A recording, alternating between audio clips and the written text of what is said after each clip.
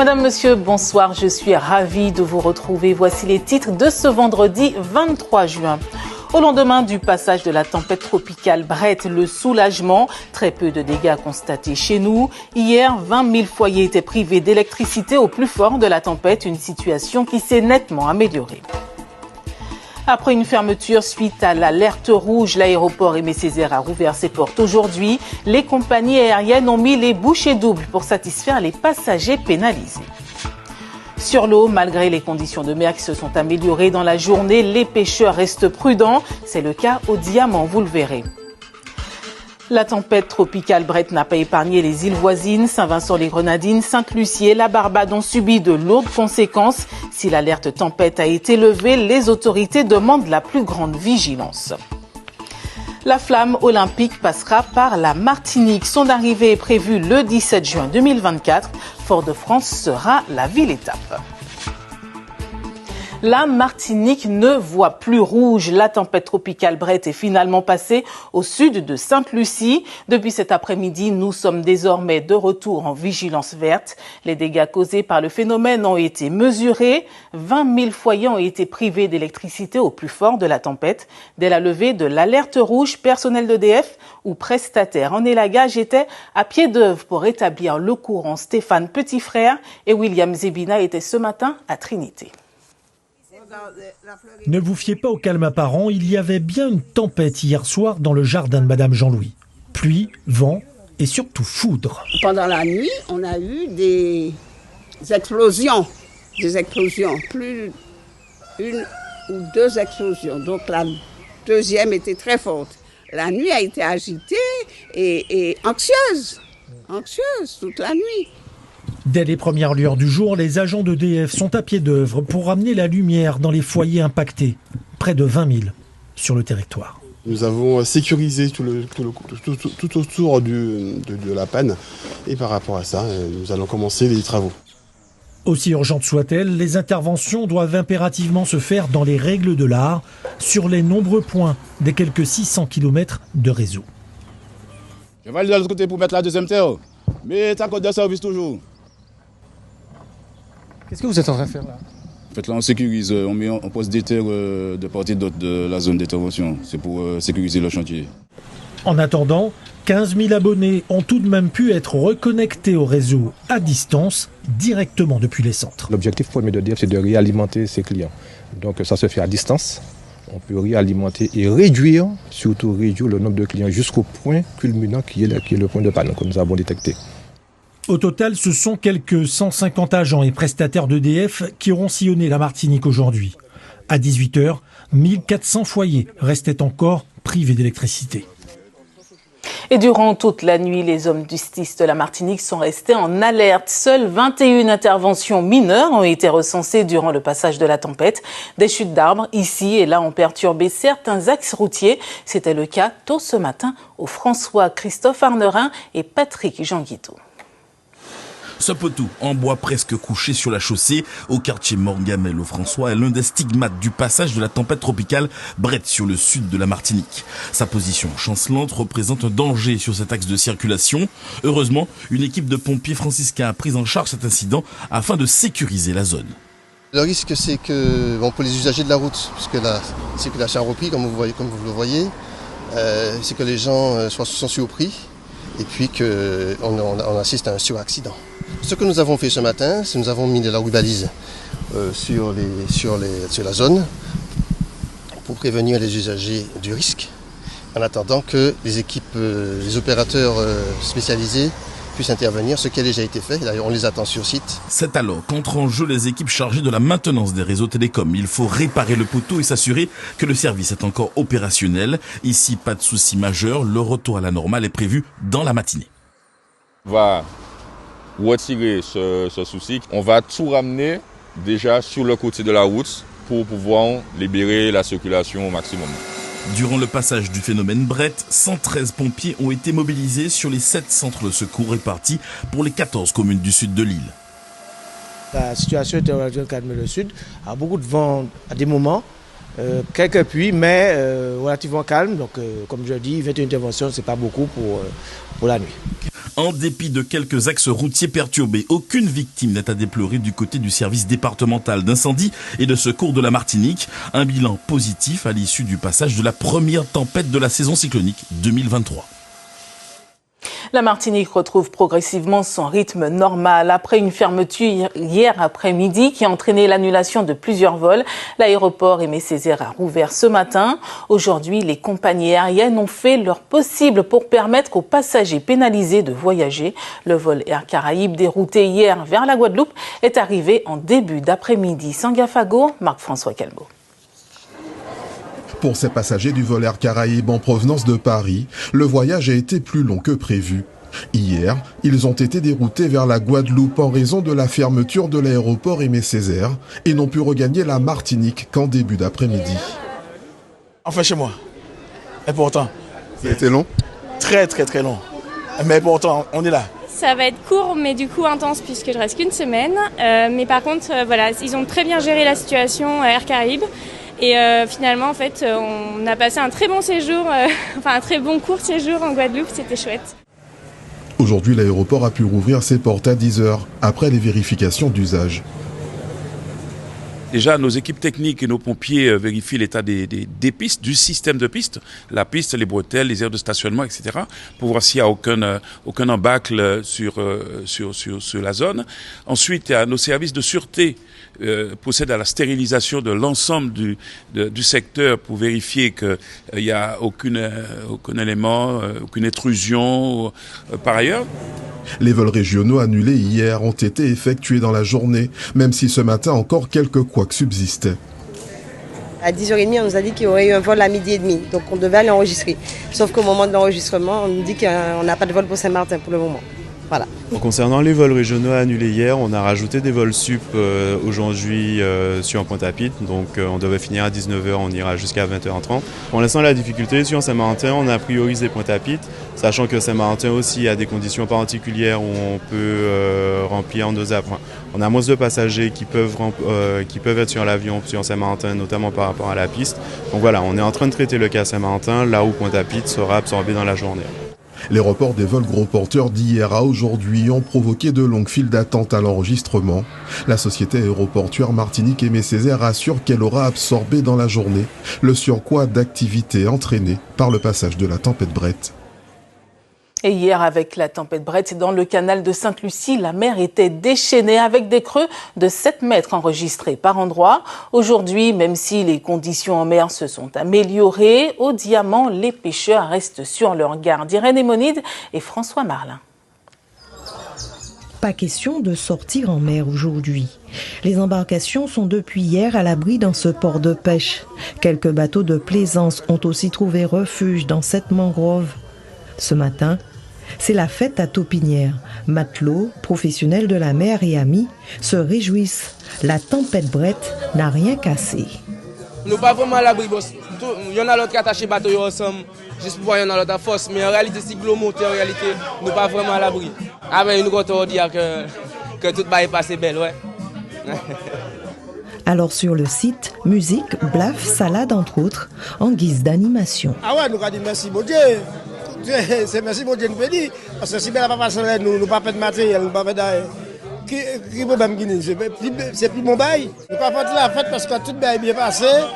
Nous mettons bateau nous à l'abri, mais à pas lever mauvais, nous pas nous quand supposé nous pas faire grand chose.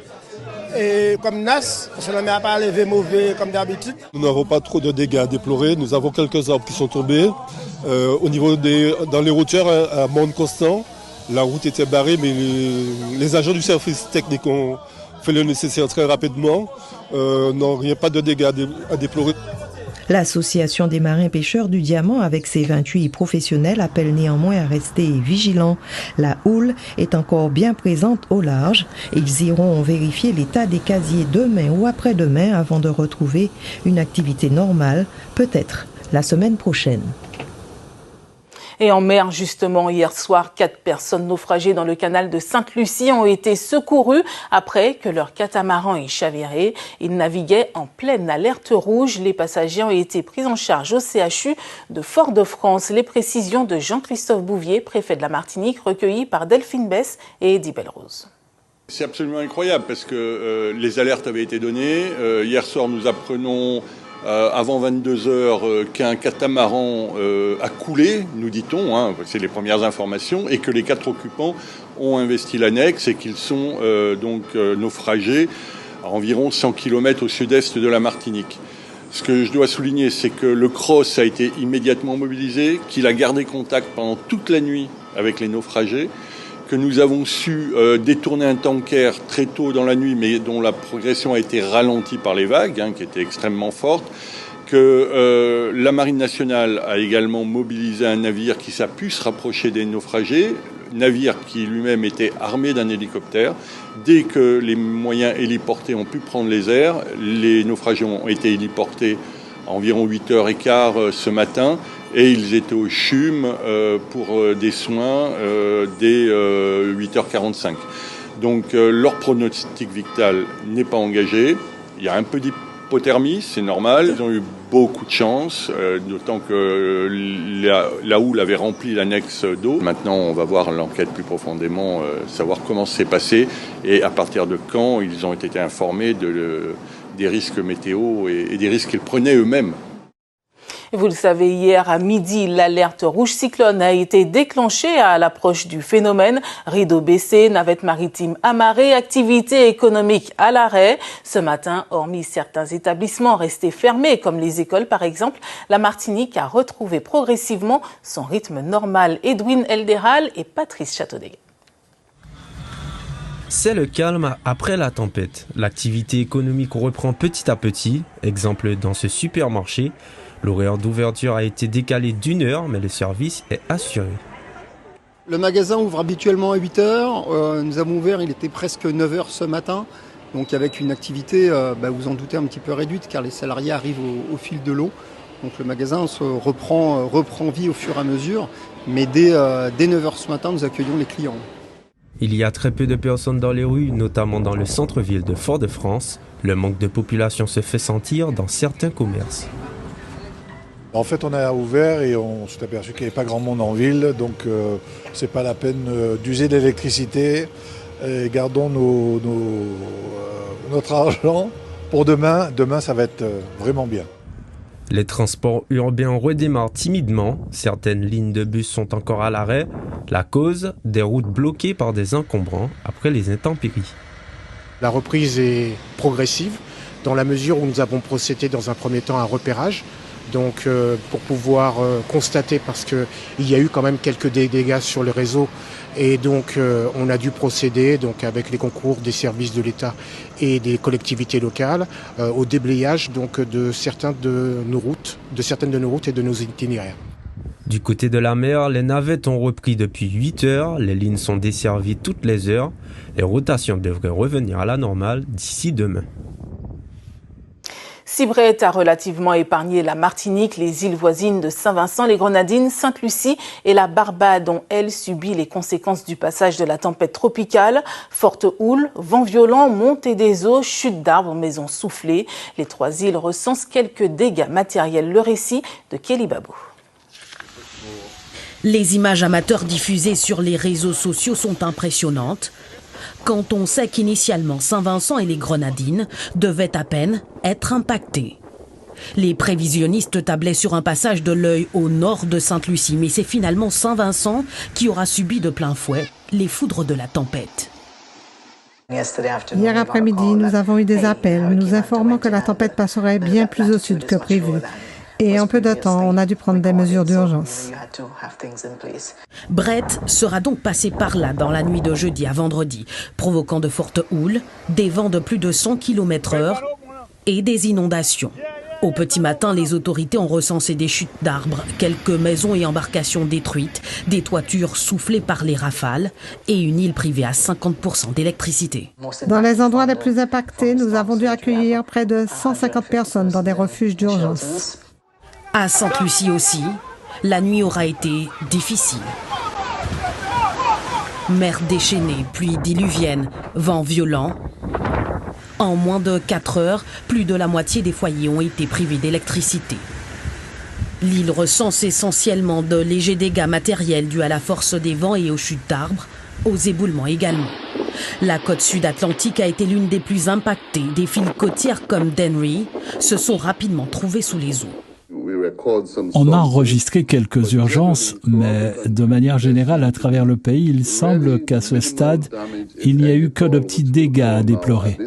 Aéroports fermés, liaisons maritimes et activités suspendues, la Barbade était aussi en alerte. Les autorités ont déclaré avoir reçu plus d'une douzaine de rapports d'incidents à travers l'île. Désormais, tous les yeux sont rivés sur la tempête tropicale Cindy, qui suit à la trace Brett. Et voilà ce qu'on pouvait dire de la tempête tropicale Brett qui poursuit sa route dans la mer des Caraïbes en perdant peu à peu de son intensité. L'actualité, c'est aussi cette question. Comment développer les liaisons entre les Antilles et la Guyane, voire la Caraïbe? Peut-être avec ces avions conçus par la société Mauboussin Aviation, pionnière de l'avion civil, de l'avion écologique, présent au Salon du Bourget. Elle a signé un partenariat avec le CREFORM, le Conseil représentatif des Français d'Outre-mer. Réaction des deux signataires recueillis par Francis Gibrien et Denis Rousseau-Caplan. On peut se poser presque partout, pas besoin de longues pistes en dur, etc. Donc on n'a aussi pas d'artificialisation des sols pour le cas où on créerait des nouvelles infrastructures sur des petites îles ou au fond de la forêt. On pourrait faire un déforestage minimum pour créer une zone d'accès, tout en ayant la capacité à voler vite et loin. C'est ça ce qui nous distingue par rapport à la concurrence en termes de performance. Le plus gros problème dans la décarbonation de l'aviation, c'est de créer justement une infrastructure énergétique qui permette de remplacer les carburants carbonés d'aujourd'hui par des carburants décarbonés. Donc il y a un gros travail à faire avec les collectivités locales, avec les énergéticiens pour remplacer des capacités de production et distribution carbonées, qui ont un siècle, avec des capacités à la fois locales, mais aussi, pourquoi pas, à grande distance, avec de l'hydrogène qui soit disponible effectivement au bord des pistes. Notre job, c'est de mobiliser des investisseurs locaux qui pourraient contribuer à cette belle aventure. Le CREFORM use de ses relations privilégiées avec les collectivités et leurs représentants pour leur dire qu'il faut qu'ils adhèrent à cette démarche en leur apportant un financement direct ou via la garantie d'emprunt qui permettra à l'entreprise de pouvoir lever des fonds soit auprès des banques, soit auprès de la BPI, voire, je dirais, aussi l'AFD, qui sont autant de partenaires financiers qui pourraient permettre la réalisation opérationnelle du projet. Et à cela, il y a aussi une induction en termes de création d'emplois pour les jeunes, parce que comme il va y avoir aussi de la maintenance et aussi les écoles de pilotage, on peut dire que c'est un dispositif gagnant-gagnant. Il y a 61 ans, 113 personnes périssaient dans le crash d'un Boeing à Déé en Guadeloupe. C'était le 22 juin 1962. À l'initiative du CORECA, un hommage leur a été rendu hier au cimetière des Abîmes, là où certaines victimes sont enterrées. Michael Bastide et Olivier Duflo. Liliane n'a jamais oublié cette tragique disparition. Ici, c'est Casimir Janon Alain, c'est le frère de feu mon mari, René Casimir Janon. Son beau-frère Alain, sa femme et leur fille ont péri dans le crash de Déé en 1962. Il avait une trentaine d'années et il venait présenter sa femme et l'une de ses filles à ses parents. Et voilà. Sur la plaque de ce caveau collectif au cimetière des Abîmes sont gravés 13 noms.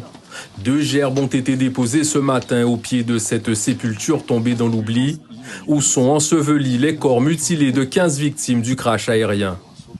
Il reste des débris humains, identifiables, mais non identifiés, et pour lesquels les parents refusent la restitution. Et ces débris sont abandonnés en Guadeloupe. Le 7 juillet 1962, 16 jours après que le vol Air France 117 effectué par un Boeing 707 ait percuté le Morne-dit du Dodane à Déé, la compagnie aérienne a décidé d'ériger cette sépulture. Depuis quand même près de 60 ans, on s'en est pas souvenu. Notamment 2 membres d'équipage qui sont là, le copilote et le mécanicien, qui sont dans cet espace, ainsi que très certainement 2 cénotaphes, c'est-à-dire 2 cercueils vides, pour lesquels on n'a pas retrouvé des éléments correspondant à 2 passagers. Accident, sabotage ou attentat. Du fait de la présence de personnalités politiques partisans de l'indépendance des Antilles-Guyane, le mystère plane toujours sur les circonstances exactes du crash. Il faut savoir que la préfecture a ordonné d'enfouir quasiment tout le reste de l'appareil et des cadavres, et que ça a été classé secret défense. L'existence de cette sépulture et l'accumulation de nouveaux éléments sont autant de pièces nouvelles dans le puzzle pour reconstituer la vérité sur ce drame qui a causé la mort de 103 passagers et 10 membres d'équipage. En ce vendredi, intéressons-nous à la voiture électrique, ou plutôt à sa mécanique. En Guyane, pour la première fois, une formation a été proposée aux professionnels de l'automobile afin de les préparer à intervenir sur ce type de véhicule qui séduit de plus en plus. Véronique Nison et Franck Fernandez. Sous le carbet du centre de formation, une dizaine de professionnels, réparateurs et garagistes s'affairent à repérer les dangers de la voiture électrique. La formation, dispensée sur 2 jours, leur permet d'obtenir une habilitation obligatoire pour intervenir sur ce genre de véhicule. Que ce soit un dépannage ou un entretien, des précautions sont à prendre. Donc vous allez attendre que le voilure s'éteigne. La voiture sera en veille, comme ça on ne va pas lui mettre de défaut. Au niveau des réparations, il va falloir considérer ce risque électrique avant de commencer à travailler sur ces véhicules. Et là, ce que je suis en train de faire faire aux stagiaires, c'est de mettre en sécurité, consigner le véhicule avant de commencer à travailler sur le véhicule électrique ou hybride. Là, j'ai du courant. Et t'as combien ? J'ai le maxi là qui est de... Les travaux pratiques nécessitent gants et masques de protection. Tour à tour, les professionnels apprennent à repérer, quel que soit le modèle de véhicule, le moyen de couper le courant. On est quand même sur un véhicule électrique où il y a un gros voltage, du style 400 volts. Si on fait une mauvaise manipulation ou quoi, il y a des risques de s'électrocuter. Alors le véhicule électrique, pas du tout compliqué, mais c'est très très très sérieux à prendre au sérieux parce que c'est très important de savoir comment travailler pour la sécurité en fait, pour nous. Le marché des voitures électriques reste balbutiant sur le territoire avec moins de 400 véhicules. Et puis il y a tout ce qui reste à mettre en place. Okay. Il va falloir mailler le territoire en bornes de recharge rapide, sachant que le principal quand même c'est de mettre une borne à la maison. Il faut qu'on se prépare aussi, on a du temps, mais on va se préparer pour le recyclage des déchets parce que la batterie c'est quand même un vrai sujet, donc on doit le traiter à l'amont. Il faut également qu'on fasse des usines de réparation de batteries ici pour ne pas avoir l'obligation de les renvoyer dans l'Hexagone pour les réparer. Le Conseil de l'Union européenne a acté la fin des petites voitures thermiques neuves en 2035. D'ici là, c'est l'ensemble des professions qui touchent le monde de l'automobile qui va devoir s'adapter. L'actualité est aussi sportive, l'occasion de prendre des nouvelles de la sélection de football de la Martinique. Après leur succès 2-0 face à Porto Rico, la sélection martiniquaise entame lundi une nouvelle étape de leur parcours avec la phase de poule de la Gold Cup. La sélection se prépare au mieux avant d'affronter le Salvador lundi soir, match que vous pourrez suivre en direct sur notre antenne. Je vous propose d'ailleurs d'écouter les propos de Ronny Labonne, défenseur latéral de cette sélection. La sélection, j'ai des copains qui sont en sélection comme Florent Poulolo qui m'appelle tous les jours pour me parler de la sélection. Quand Patrick il est revenu aussi, il m'a dit ouais, faut venir. Et à un moment donné, après avoir parlé avec le coach pendant un petit moment, j'ai décidé de venir pour ces qualifs de la Gold Cup et on s'est qualifié et maintenant la compétition. Mes potes me disaient qu'en gros ça ajoute une petite pression en plus, une fierté. Et franchement, j'aurais jamais cru ça, mais c'est vraiment vrai.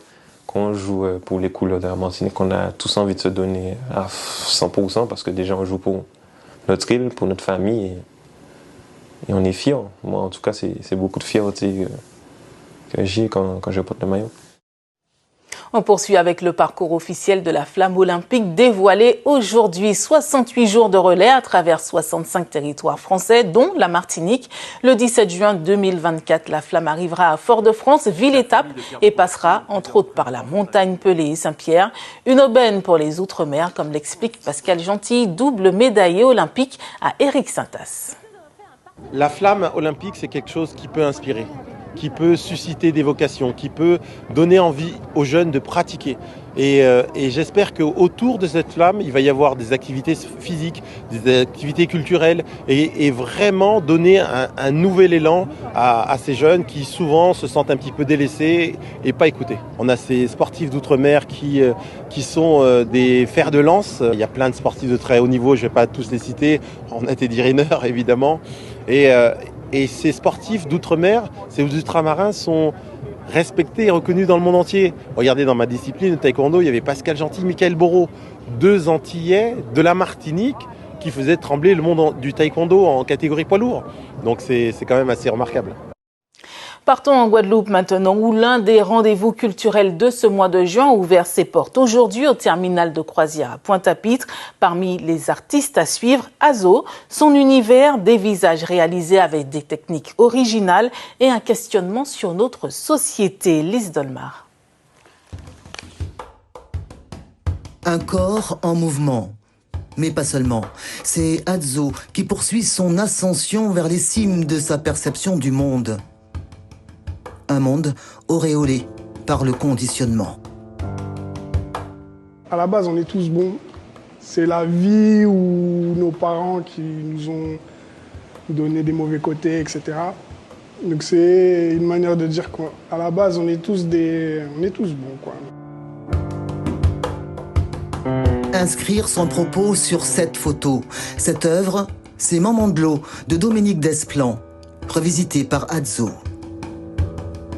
Des lignes, des tracés aux couleurs vives, comme peuvent l'être certaines blessures et combats de la vie. J'ai mis des mots qui ont rapport avec ça, des symboles. Et voilà, j'ai essayé de représenter au maximum ce qu'il a voulu divulguer dans sa photo, quoi. Voilà. Après, il y a vraiment un décalage entre la photo et ce que j'ai fait. Voilà ce qui caractérise l'artiste. Des portraits, des visages, sans visage. Je faisais beaucoup de visites d'expositions, etc. Et j'étais attiré par les portraits qui procuraient de l'émotion. C'est ça que j'ai envie de représenter. C'est donc ici, au Green Hotel, que ce trentenaire créatif peaufine sa prochaine exposition sous le regard averti de Sam. Ce qui me plaît dans le travail d'Azo Maison Club est spécifiquement sa singularité. Il y a une certaine naïveté et légèreté dans son art qui pourtant très peu pourrait reproduire. Il est perdu dans son monde et c'est vraiment un plaisir de l'avoir et de perdre dans son monde, de se perdre dans son monde avec lui. Azo, ou l'art de dénoncer en douceur, en couleur et en ardeur, sa manière à lui de dépeindre la vie. Et voilà qui met un terme à cette édition régionale. Je vous rappelle le titre principal que nous avons développé. Au lendemain du passage de la tempête tropicale Brett, le soulagement. Très peu de dégâts constatés chez nous, hormis quelques chutes d'arbres ici et là. Hier, 20 000 foyers étaient privés d'électricité au plus fort de la tempête. Une situation qui s'améliore progressivement. Merci de votre fidélité. Restez avec nous pour votre journal national et international. À tout de suite.